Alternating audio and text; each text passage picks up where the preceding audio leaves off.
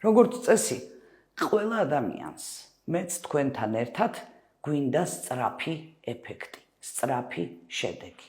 თუმცა, წონის კლებას რაც შეეხება, ჩემი რჩევა იქნება, სწრაფი კლება არ არის სასურველი, ვინაიდან და რადგანაც გაცილებით უფრო რთულია სწრაფად დაკლებული წონის შენარჩუნება, ვინაიდან ჰატერმანის პროგრამის მიხედვით კლების პროცესს საბოლოოდ აგვირგვინებს დასტაბილურების პერიოდი.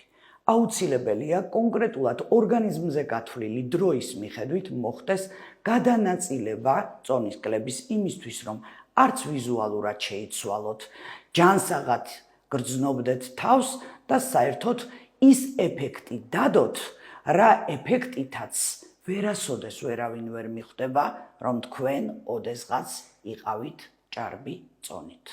ანუ სწრაფი კლება სასურველი არ არის.